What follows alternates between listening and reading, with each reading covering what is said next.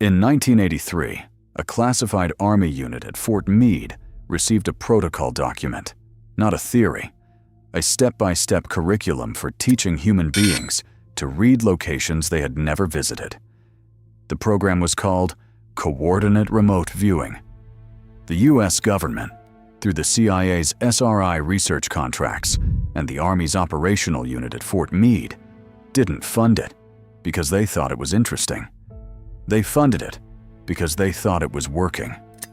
The protocol document the Hook mentioned, the one delivered to Fort Meade in 1983, didn't come from nowhere. It was the product of more than a decade of contracted research at SRI International in Menlo Park, California, and the person who developed and taught it was Ingo Swann, and the protocol manual codifying his methods was written by Paul Smith, a Fort Meade remote viewer personally trained by Swann in 1984, who went on to serve as the unit's primary theory instructor. Swann built something specific. Recognizing that raw psychic talent was inconsistent and difficult to train, he developed a structured, stage-based approach that broke a session into discrete phases, each phase designed to extract specific categories of information while preventing the viewer's analytical mind from interfering. That's not mysticism. That's an engineering decision. Swann's core insight was that the analytical overlay, the trained human tendency to interpret and contextualize sensory data, was the primary enemy of accurate remote perception. The stage structure was engineered to keep the viewer's perception in what he called the signal line rather than the noise, extracting raw data before the analytical mind could contaminate it. 6 stages. The structure ultimately codified in the military training manual, each one a filter, each one teachable to someone who had never claimed any psychic ability in their life. That last part is the detail that matters. Swann and his colleagues at SRI developed a set of instructions which theoretically allowed anyone to be trained to produce accurate, detailed target data. Not just the gifted, not just the naturals. Anyone. The moment the program crossed that threshold, from selecting for rare individuals to manufacturing a repeatable capability, it stopped being a curiosity and started being an institutional asset. Institutions treated it like one. In 1983 and 84, 6 personnel from the military remote viewing unit at Fort Meade participated in training contracted directly from SRI International. The primary developer and trainer was Swann himself. The Army wasn't consulting a psychic. It was enrolling soldiers in a curriculum. The results were mixed. Many sessions produced vague or incorrect descriptions, but certain sessions yielded details that matched their targets with a specificity difficult to attribute to pure chance. That tension is the honest picture. And the honest picture is actually more interesting than the clean version, because it's the honest picture that the CIA kept funding for more than 2 decades.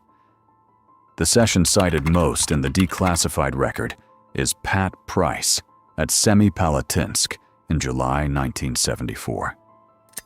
Price was provided with coordinates for a classified site near Semipalatinsk in the Soviet Union and described a multi-story building complex, a large gantry crane used for heavy lifting, and underground facilities suggestive of advanced weapons research. Those details were reported as aligning with the target's physical characteristics in initial program assessments. Later satellite imagery confirmed elements of that description. I'm not telling you remote viewing works. I'm telling you the CIA's own contractors told them it did, and they kept paying. The program ran under at least 6 different code names across roughly 2 decades: Scan8, Gondola Wish, Grill Flame, Center Lane, Sunstreak, and eventually Stargate. In 1983 alone, the program was redesignated the INSCOM Center Lane Project. Each rename tracked closely with a moment of congressional scrutiny or external review. That is a behavioral pattern, not a clerical coincidence. Agencies don't rename classified programs because they enjoy the paperwork. Does the fact that they kept renaming it every time Congress looked feel like a coincidence to you? Or does it feel like something else? Tell me in the comments, because the renaming is the least strange part. The termination is stranger. And the termination is where this stops being about 1983 and starts being about right now. The program got renamed at least 4 times, every time Congress looked too closely. Does that pattern read to you as bureaucratic routine, or does it read as something being deliberately buried? Drop your answer in the comments below. Either way, the termination of Stargate in 1995 raises questions the renaming pattern alone can't answer.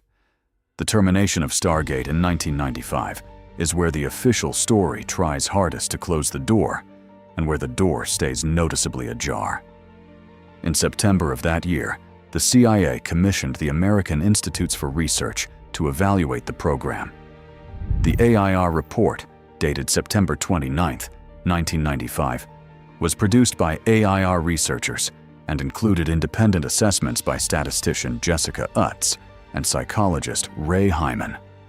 They were handed 23 years of data and asked to render a verdict. The verdict split directly down the middle. Utz concluded that the statistical evidence for anomalous mental functioning was strong enough to reject the null hypothesis, that something real appeared to be happening. Hyman concluded that methodological flaws made the results scientifically unreliable. 2 reviewers. Same data. Opposite conclusions. The CIA sided with Hyman and terminated the program. The official finding, written into the record, was that remote viewing had demonstrated no discernible intelligence value. Sit with that sentence for a moment. The CIA's own commissioned review produced a split verdict. One of its 2 authors said, the effect was statistically established, and the agency's public response was to declare no value demonstrated and shut it down. I'm not saying that conclusion was dishonest. I'm saying it's a strange sentence to write about a program whose own evaluation couldn't reach consensus on whether the effect was real. Here is the thing about institutions. There is a reliable difference between how they behave when they believe something doesn't work, and how they behave when they believe something works but don't want it scrutinized. When a tool doesn't work, the personnel disperse. The institutional knowledge dissolves. The budget line closes, and that's the end of it. That is not what happened here. Joseph McMoneagle designated remote viewer Domura 1 at Fort Meade, and the program's most operationally documented participant did not disappear after 1995. He went on to consult for research institutions, conduct televised remote viewing demonstrations in Japan, and continued working with the Cognitive Sciences Laboratory, a civilian research body that itself grew directly out of the SRI contractor pipeline that built Stargate in the first place. The infrastructure of trained analysts doesn't evaporate because a budget line closes. McMoneagle's private consulting firm, Intuitive Intelligence Applications, has remained active. That's not a man whose skill set became worthless in 1995. That's a man whose skill set found different employers. And then there is the question of the files themselves. The CIA's CREST database, the Declassified Records Repository, still contains entries in the Stargate collection, with sections redacted as of 2025. Documents from a program officially terminated 30 years ago, still carrying active classification markings, still with portions someone decided in 2025 that the public should not read.